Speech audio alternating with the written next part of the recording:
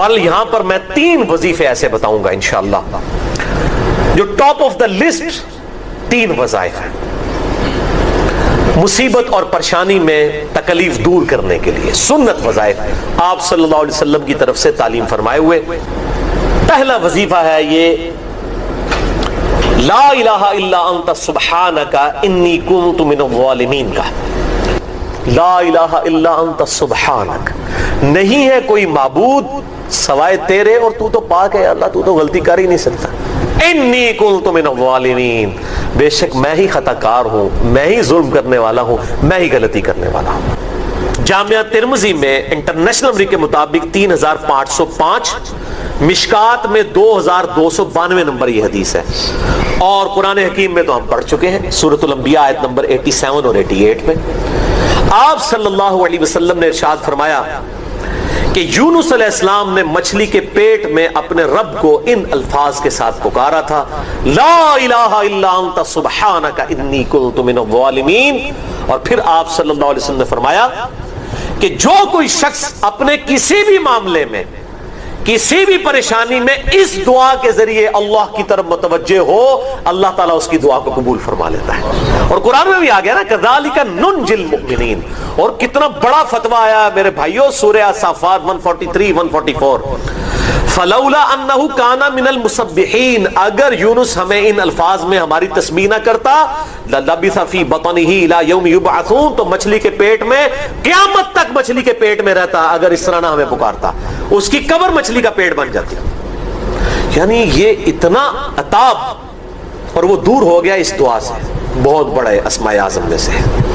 تو یہ بہترین دعا، بہترین وظیفہ، اسماء اعظم میں سے بہترین چیز، اور سب سے بڑھ کر جو میں نے بات کی کہ بہترین استغفار، اللہ سے توبہ مانگنے کا بہترین ذریعہ۔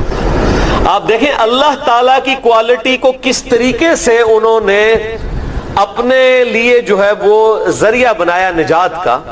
کہتے ہیں نا وہ کسی کی انسٹنکٹ پہ بات کرنا، کسی کی جبلت پہ، انہوں نے اللہ تبارک و تعالیٰ کی ایک خاص کوالٹی تھی جس کے ساتھ انہوں نے اللہ کی طرف دعا کی۔ وہ کیا؟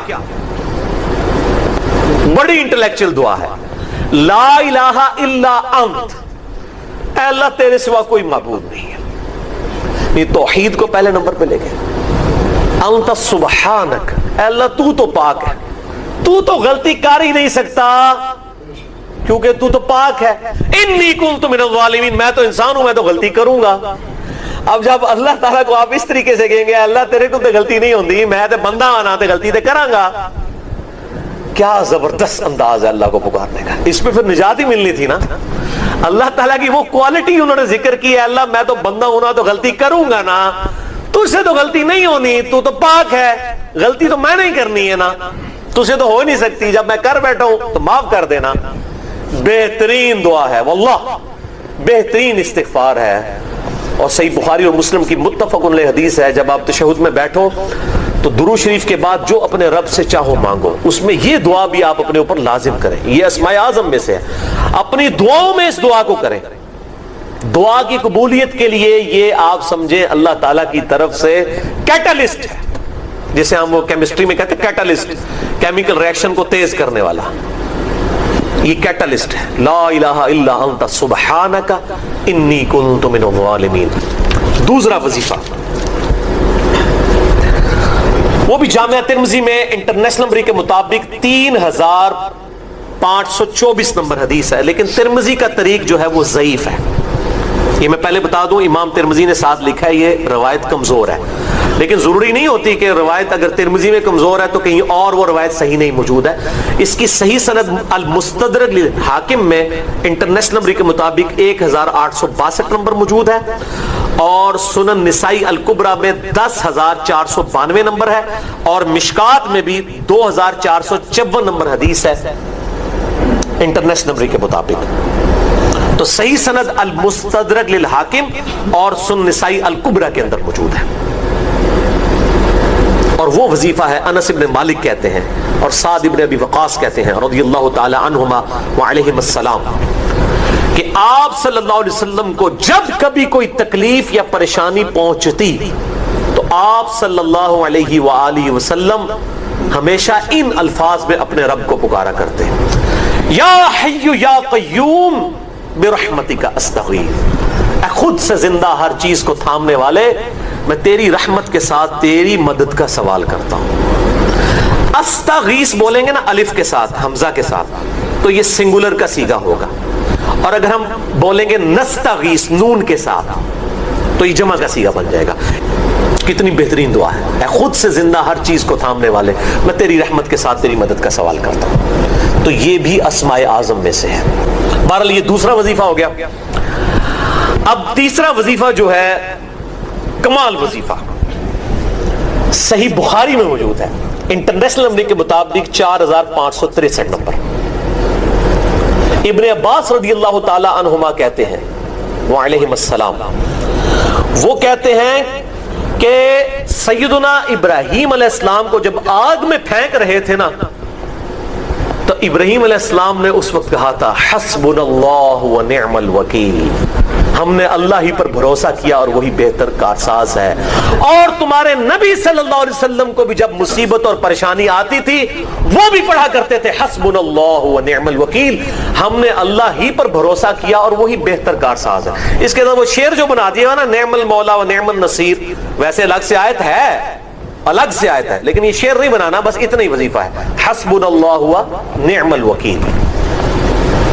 اور یہ جو انہوں نے کہا کہ نبی صلی اللہ علیہ وسلم بھی یہ کہتے تھے، اس کا ذکر الحمدللہ قرآن میں بھی موجود ہے، اس سے بھی بڑھ کر سورہ آل عمران کی 173 نمبر آیت میں ہے کہ جب نبی صلی اللہ علیہ وسلم اور اہل ایمان کو یہ خبر پہنچی کہ کافر ان کے خلاف سازشیں کر رہے ہیں، تو نبی اور اہل ایمان نے پکارا حسبنا اللہ و نعم الوکیل۔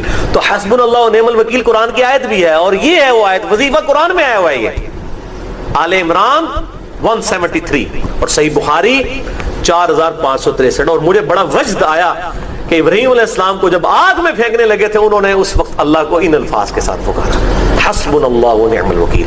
اچھا، یہ جتنے بھی وظیفے ہیں نا میرے بھائیوں، ان کا فائدہ اسی وقت ہے جب آپ کو ترجمہ بھی ان کا آتا ہوگا، ورنہ آپ روزانہ جتنی مرضی تسبیح کھینچتے رہے کوئی فرق نہیں پڑے گا۔ اس لیے میرا ایک پرسنل مشورہ ہے کہ جب بھی یہ وظیفے پڑھیں نا آپ، اردو ترجمہ بے شک آتا بھی ہونا، ایک دفعہ اپنی زبان میں اس کو ریپیٹ کریں، یعنی آپ پڑھیں حسبنا اللہ و نعم الوکیل، میں نے اللہ ہی پر بھروسہ کیا اور وہی بہتر کارساز ہے۔ آپ دیکھیں یہ صوت القرآن چینل میں جب وہ عربی چل رہی ہوتی ہے، جیسے ہی وہ مراج الدین خان کا ترجمہ شروع ہوتا ہے نا، کیسے کب کبھی تاری ہو جاتی ہے، کیونکہ ہماری زبان میں بات ہو رہی ہوتی ہے نا، عربی ایویں تو نہیں قیام اللیل میں رو رہے ہوتے ہیں، ان کی زبان میں بات ہو رہی ہوتی ہے، اپنی زبان کا اثر ہوتا ہے۔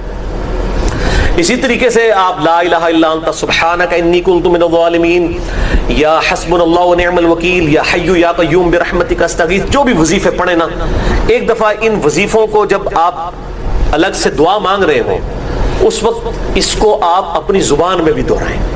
اور اس کے لیے کوئی تسبیح نہیں کھینچنے کی ضرورت کہ آپ نے اتنے 100 دفعہ پڑھنا ہے، تسبیح تو ویسے ٹھیک ہے، وہ آپ استعمال کر سکتے ہیں، لیکن آپ چلتے پھرتے اٹھتے بیٹھتے ہر وقت جس حالت میں بھی، اور صحیح مسلم میں حدیث ہے کہ یہ جو وظائف ہیں ان کے لیے تو کوئی وضو بھی کیا، غسل بھی پروٹوکول نہیں ہے۔ اب عائشہ کہتی ہیں نبی صلی اللہ علیہ وسلم حالت جنابت میں بھی اللہ کو یاد کر لیا کرتے تھے، صحیح مسلم میں حدیث موجود ہے، جنابت والے چیپٹر میں ہر حال میں اللہ کو یاد کرتے تھے۔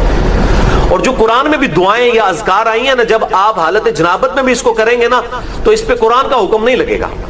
تو جامعہ ترمذی اور ابو داؤد میں جو حدیث ہے کہ حضرت علی کہتے ہیں نبی صلی اللہ علیہ وسلم کو حالت جنابت کے علاوہ کوئی اور حالت قرآن پڑھنے سے مانے نہیں ہوتی تھی، تو اس سے مراد قرآن کی تلاوت ہے۔ اگر قرآن کی دعائیں جیسے ہیں بسم اللہ الرحمن الرحیم، یہ بھی تو قرآن ہے، سبحان اللہ بھی تو قرآن ہے، الحمدللہ بھی تو، یہ اذکار جو ہے نا، جب آپ اذکار کی نیت سے پڑھ رہے ہوں گے پھر یہ قرآن نہیں شمار ہوں گے، ذکر شمار ہوں گے، اور اس کے لیے نہ وضو پروٹوکول ہے اور نہ غسل کا ہونا ضروری ہے، ہر حال میں اللہ کو یاد کریں۔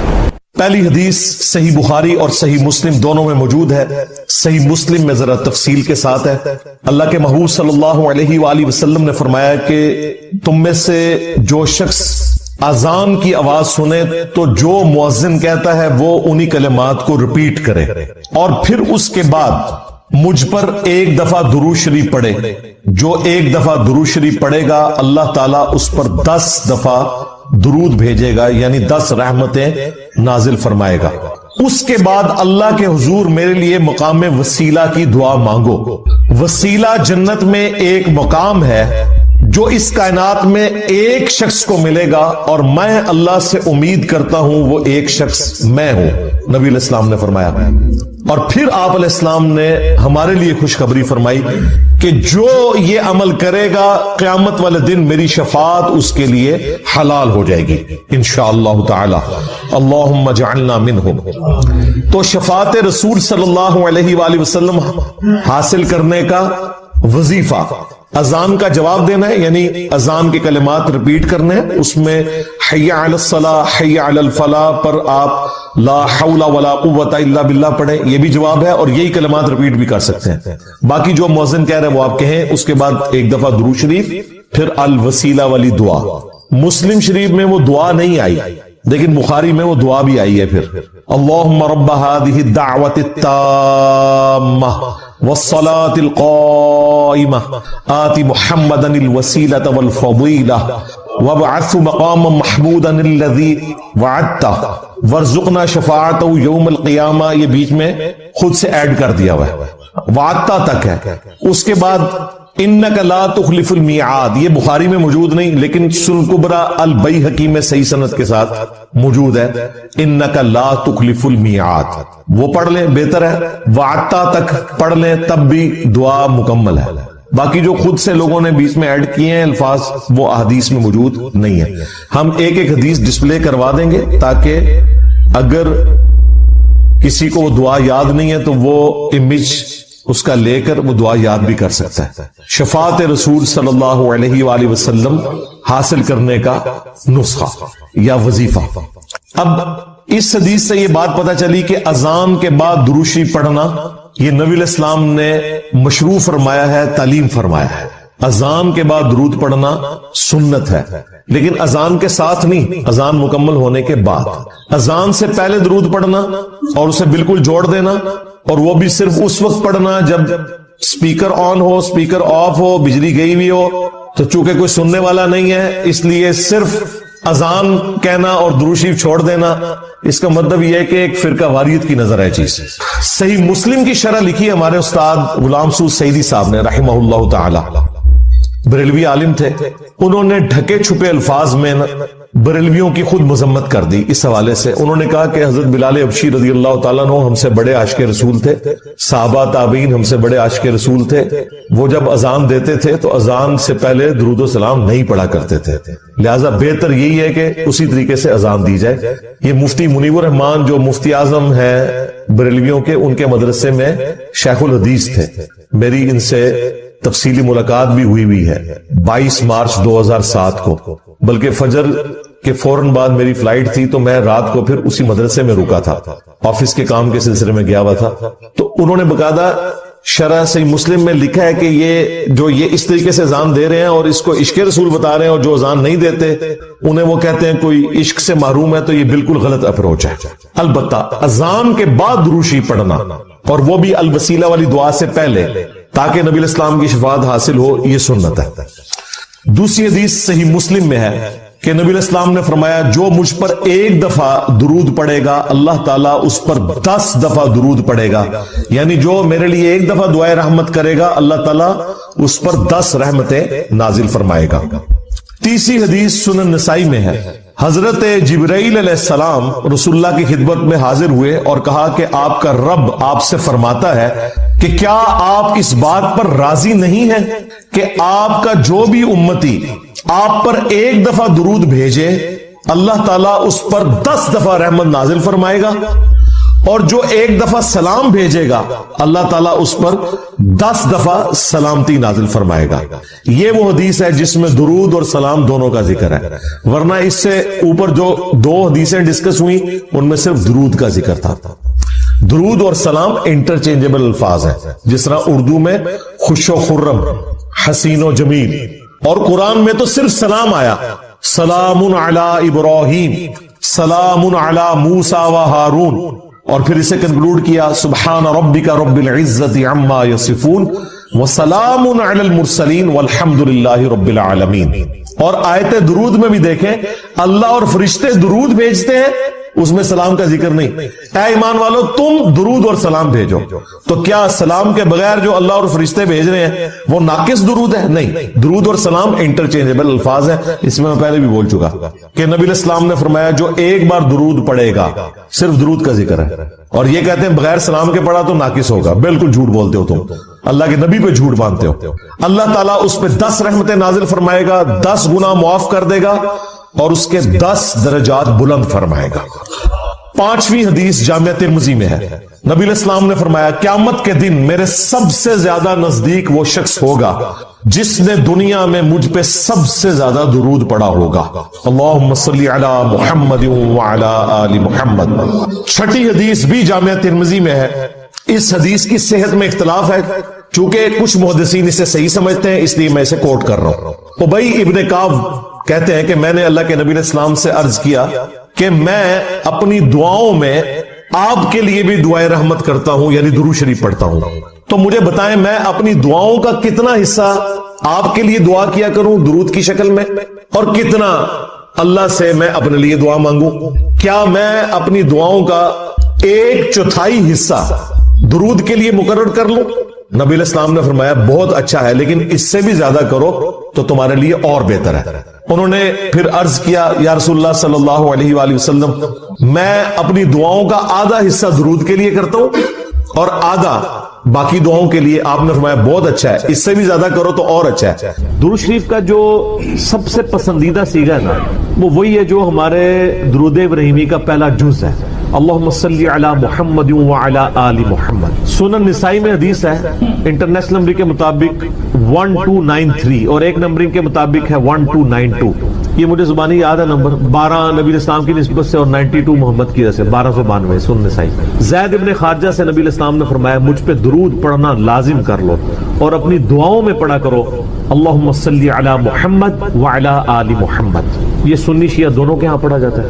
اس کے علاوہ بخاری اور مسلم میں درود ابراہیمیہ ہے جو ہم نماز میں پڑھتے ہیں، یہ بھی ثابت ہے. باقی جتنے بھی درود ہیں اسی سے ملتے جلتے ہیں. صلی اللہ علیہ وآلہ وسلم یہ بھی نبی علیہ السلام سے ثابت ہے. صحیح مسلم میں حضرت عیسیٰ علیہ السلام کے لیے آپ نے کہا وَنُزُولِ عِیسَى ابْنَ مَرْيَمَ صلی اللہ علیہ وسلم وآلہ وسلم کے ساتھ پڑھنا بہتر ہے، کیونکہ نبی علیہ السلام نے اسی کی ترغیب دلائی ہے. درود ابراہیمی میں بھی دیکھیں باقی درودوں کے اندر. اب رہا مسئلہ کتنی تعداد میں پڑھا جائے، جتنی حسب توفیق ہو. مجموع الزوائد میں ایک صحیح سند کے ساتھ حدیث موجود ہے سنن طبرانی کے ریفرنس سے کہ جو شخص صبح کے وقت 10 دفعہ درود شریف پڑھ لے اور 10 دفعہ شام کے وقت، قیامت والے دن اسے میری شفاعت نصیب. تو یہ بڑا آسان ہے. 10 دفعہ اللہم صلی علی محمد وعلی آل محمد پڑھنے میں کتنا ٹائم لگتا ہے؟ باقی اللہ تعالیٰ نے ڈیٹم لیول کے اوپر تو آپ پہ ویسے ہی یہ لازمی کر دیا ہے. نماز میں ہم درود شریف پڑھ ہی رہے ہوتے ہیں، ہر نماز میں پڑھ رہے ہوتے ہیں. درود شریف کے بغیر تمہاری نماز ہی مکمل نہیں ہوتی. اور ہماری نماز تو ہم تو دعائے قنوت کے بعد بھی درود شریف پڑھتے ہیں، صحیح سند سے ثابت ہے. نماز جنازہ میں بھی درود شریف پڑھتے ہیں، ہر جگہ درود شریف ہے. مسجد میں داخل ہوتے وقت درود شریف ہے، وہ حدیثیں موجود ہیں، وہ میں نے اس لیکچر میں ساری حدیثیں بتائی ہیں. ہر خطبے کے آغاز میں درود شریف ہے. جس مجلس میں نبی علیہ السلام کا ذکر ہو وہاں پہ درود شریف ہے. مولا علی علیہ السلام سے حدیث ہے جامعہ ترمذی میں صحیح سند کے ساتھ کہ نبی صلی اللہ علیہ وآلہ وسلم نے فرمایا وہ شخص کنجوس ہے جس کے سامنے میرا ذکر ہو اور مجھ پر درود نہ پڑھے. اللہم صلی علی محمد وعلی آل محمد. اور ترمذی میں ایک حدیث ہے وہ شخص تباہ و برباد ہو جائے جس کے سامنے میرا ذکر ہو اور مجھ پر درود شریف نہ پڑھے. اللہم صلی علی محمد وعلی آل محمد. اور اس کے علاوہ سنن طبرانی میں بھی ایک روایت ہے، اس روایت کی صحت پہ اختلاف ہے، لیکن چونکہ کچھ محدثین اسے صحیح سمجھتے ہیں اس لیے میں ضرور بیان کرتا ہوں کہ جو شخص روزانہ 100 دفعہ درود شریف پڑھ لے تو قیامت والے دن اللہ تعالیٰ اسے شہیدوں کے ساتھ اٹھائے گا اور اس کی دونوں آنکھوں کے درمیان لکھا ہوگا کہ یہ شخص منافقت اور دوزخ کی آگ سے بری ہے. 100 دفعہ درود شریف، میری تو کوشش ہوتی ہے کہ 100 دفعہ درود شریف روزانہ کم از کم ضرور پڑھا جائے. اگر کوئی روزانہ نہیں پڑھ سکتا 10 دفعہ تو پڑھ لے. اور نبی علیہ السلام کے آپ اکثر وظائف دیکھیں گے وہ 100 دفعہ ہی ہیں. اکثر وظائف جو زیادہ تعلیم کیے گئے، جیسے بخاری مسلم میں حدیث ہے کہ جو شخص 100 دفعہ پڑھ لے سبحان اللہ وبحمدہ تو اس کے سارے گناہ معاف کر دیے جائیں گے چاہے سمندر کی جھاگ کے برابر ہو. اور جو شخص صبح شام 100 دفعہ یہی پڑھے تو قیامت دن اس سے بڑھ کے کوئی عمل نہیں لے کے آ سکتا سوائے اس کے کہ جو اس سے زیادہ وہ کلمات پڑھ لے 100 کا. پھر بخاری میں 70 دفعہ استغفار کا ذکر ہے. پھر تسبیح فاطمہ بھی جو ہے 100 دفعہ ہے، 33 دفعہ سبحان اللہ، 33 دفعہ الحمدللہ، 34 دفعہ اللہ اکبر، یا 33 دفعہ اللہ اکبر اور 100 کا عدد پورا کرنے کے لیے بخاری مسلم میں آتا ہے لا الہ الا اللہ وحدہ لا شریک لہ لہ الملک ولہ الحمد وہو علی کل شیء قدیر تو یہ سارے 100 والے ہیں. زیادہ تو آپ جتنا مرضی پڑھیں. جامعہ ترمذی میں حدیث ہے قیامت والے دن میرے سب سے زیادہ نزدیک وہ شخص ہوگا جس نے دنیا میں مجھ پہ سب سے زیادہ درود شریف پڑھا ہوگا. اللہم صلی علی محمد وعلی آل محمد. تو سر جتنا گڑ ڈالیں گے اتنا میٹھا ہوگا. درود شریف جتنا پڑھیں اتنا ہی کام ہے. نبی علیہ السلام کے قرب کا ذریعہ ہے. لیکن صرف درود شریف پہ زور ہو، نبی علیہ السلام کی تعلیمات پہ زور نہ ہو تو یہ غلط. درود شریف کے لیے باوضو ہونا بھی شرط نہیں ہے. یہ اللہ کا ذکر ہے اور ایسا ذکر ہے جس کے لیے کوئی پروٹوکول نہیں. وضو پروٹوکول ہوتا ہے نماز پڑھنے کا. عام اذکار کے لیے کوئی وضو پروٹوکول نہیں ہوتا. ویسے آپ نے رکھنا ہے وہ ضرور کریں، لیکن ادروائز ان اذکار کا کوئی پروٹوکول اس حوالے سے نہیں ہوتا. تو میری خواہش یہ ہے کہ آپ روزانہ کم از کم 100 دفعہ ضرور درود شریف پڑھیں.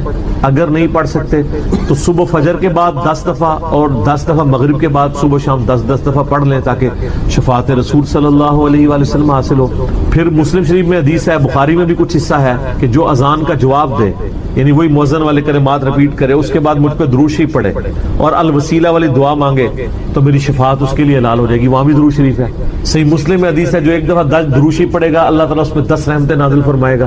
سنن نسائی میں حدیث ہے جو ایک دفعہ درود شریف پڑھے گا اللہ تعالیٰ اس پہ 10 رحمتیں نازل فرمائے گا، اس کے 10 درجات بلند کر دے گا، اسے 10 نیکیاں عطا فرمائے گا، اس کے 10 گناہ معاف کر دے گا. اتنی بڑی فضیلت ہے سر. اتنی بڑی فضیلت مجھے بتائیں کس عمل کی ہوگی؟ نفلی عبادات میں افضل ترین عبادت درود شریف. اچھا یہ درود شریف اللہ کی عبادت ہے کیونکہ آپ رجوع اللہ کرتے ہیں. اللہم صلی علی محمد وعلی آل محمد. یہ جو جمعے کے دن کے وظائف ہیں نا وہ آپ یعنی غروب آفتاب جمعرات والے دن اس سے لے کے جمعے کی مغرب تک کر سکتے. یہ نہیں ہوتا کہ جمعے کے دن کوئی کرنا ہو. تو جمعے والے دن درود شریف پڑھنے کی فضیلت ہے. ابو داؤد کے اندر اور ترمذی کے اندر، سنن نسائی میں، ابن ماجہ میں حدیث ہے کہ نبی صلی اللہ علیہ وآلہ وسلم فرمایا کہ جمعے کا دن تمام دنوں کا سردار ہے. اسی دن آدم علیہ السلام پیدا ہوئے، اسی دن وہ فوت ہوئے، اسی دن پہلا سور پھونکا جائے گا، دوسرا سور پھونکا جائے گا، قیامت قائم ہوگی. تم جمعے والے دن مجھ پہ کثرت سے درود پڑھو، تمہارا درود مجھ پر پیش کیا جائے گا. تو صحابہ کرام نے جرت کر کے پوچھا یا رسول اللہ صلی اللہ علیہ وسلم جب آپ مر جائیں گے اور آپ کی ہڈیاں مٹی میں مل جائیں گے. سر یہ صحابہ کے الفاظ ہیں جب تک 295C نہیں تھی مدینہ شریف، ورنہ آج کل تو کوئی سوال کر سکتا ہی. صحابہ پہ اللہ کی کروڑوں رحمتیں وہ سوال کیے تو ہمیں عقیدے پتہ چلے. تو نبی علیہ السلام نے فرمایا کہ ان اللہ حرم علی الارض ان تأکل اجساد الانبیاء. بے شک اللہ نے مٹی پہ حرام کر دیے کہ نبیوں کے جسموں کو کھائے. تو نبیوں کے جسم سلامت ہیں قبروں کے، ان پر درود شریف پیش ہو. تو جمعے والے دن درود شریف کی خاص فضیلت ہے. جمعے والے دن ضرور 100 بار پڑھ لیا کریں. نبی علیہ السلام کی بارگاہ میں درود شریف پیش ہو رہا ہوتا ہے. وہ سنن نسائی میں حدیث ہے نا، زمین پہ کچھ فرشتے سیاحت کرتے ہیں، میرے امتیوں کا سلام مجھ تک پہنچاتے ہیں. اور میں نے دیکھا ہے کہ یہ حقیقت بات ہے. مسلمانوں کے جتنے مقادم فکر ہیں ان میں سے 2 مقادم فکر میں نے درود شریف کا بہت اہتمام دے. نبی علیہ السلام کا مبارک ذکر کرتے ہیں پہلے نمبر پہ شیعہ حضرات کو کہ وہ درود شریف کا بہت اہتمام کریں، اور دوسرے نمبر پہ اہل حدیث کے ہاں. آپ عرب میں چلے جائیں، آپ وہاں پہ عربی خطبے سنیں ان کے جمعوں کے. سر اگر ایک جملے میں 3 دفعہ آ رہا ہے نا تو وہ قال النبی صلی اللہ علیہ وآلہ وسلم پورا پڑھیں گے. یہاں ہمارے لوگ بیان کرتے پوری تقریر، میرے حضور گئے، حضور آئے، حضور نے کیا، دوسری ایک دفعہ بھی نہیں پڑھتے کیونکہ ٹرینڈ میں نہیں. تو یہ ٹرینڈ سیٹ کرنا چاہیے. اور یہ بھی آپ کا کام ہے کہ جب کسی علماء سے آپ یہ سنیں کہ وہ بغیر درود شریف کے نبی صلی اللہ علیہ وآلہ وسلم کا ذکر کر رہے ہیں تو آپ اسے بتائیں کہ یار چلو 4 دفعہ نام لیا ہے، 1 دفعہ تو درود شریف ساتھ پڑھتے ہیں. اور لیکن میں آپ کو بتاؤں بزرگوں کے جب نام لیں گے نا کبھی بغیر رحمت اللہ لے کے نہیں لیں گے. آپ یہ دیکھیں کہ کبھی کوئی کہہ دے کہ شیخ عبد القادر جیلانی نے فرمایا، ہمیشہ کہیں گے رحمت اللہ علیہ. تو پھر سر ہم کیوں نہ کہیں کہ آپ بابوں کو نبی علیہ السلام سے اوپر سمجھتے ہیں. بغیر رحمت اللہ علیہ کا کبھی بھی یہ ذکر نہیں کریں گے اپنے بابوں کا، لیکن نبی صلی اللہ علیہ وآلہ وسلم کا ذکر کر دیں. تو درود شریف کا اہتمام کرنا چاہیے. نبی صلی اللہ علیہ وآلہ وسلم نے اس کی ترغیب دلائی ہے. یہاں پہ میں ایک مسئلہ عرض کر دوں. جو درود شریف کے دشمن ہے نا، اہل بیت کے دشمن، وہ اکثر اس چیز کو اٹھاتے ہیں. وہ کہتے ہیں جی یہ جو درود شریف میں ذکر ہے نا اللہم صلی علی محمد وعلی آل محمد، یہاں آل محمد سے مراد نبی علیہ السلام کے اہل بیت نہیں ہے صرف، بلکہ پوری امت ہے. کیونکہ قرآن میں تو آل فرعون کہا گیا ہے، فرعونیوں کو، آل موسیٰ، تو یہ بھی آل محمد سے مراد ہے محمد والے نا. یہ کہانیاں اس وقت تک تھی جب تک کہ انجینئر صاحب کی ویڈیوز بخاری مسلم کی روشنی میں سامنے نہیں آئی تھی. صحیح بخاری میں یہ الفاظ ہیں کہ صحابہ کرام نے کہا اے اللہ کے محبوب صلی اللہ علیہ وآلہ وسلم ہم نے سلام تو آپ پہ عرض کرنا سیکھ لیا ہے، السلام علیکہ ایھا النبی ورحمۃ اللہ وبرکاتہ نماز میں۔ آپ ہمیں یہ بتائیے کہ ہم آپ اور آپ کے اہل بیت پر درود کیسے پڑھیں؟ آپ اور آپ کی آل پہ نہیں، اہل بیت۔ تو کوئی نبی علیہ السلام کا امتی جو غیر سید ہے اور وہ کہہ سکتا ہے میں اہل بیت ہوں؟ تو اہل بیت کے اگینسٹ آل محمد آپ نے تعلیم فرمائی۔ درود شریف میں آل محمد سے مراد اہل بیت، نبی علیہ السلام کی جو اولاد ہے۔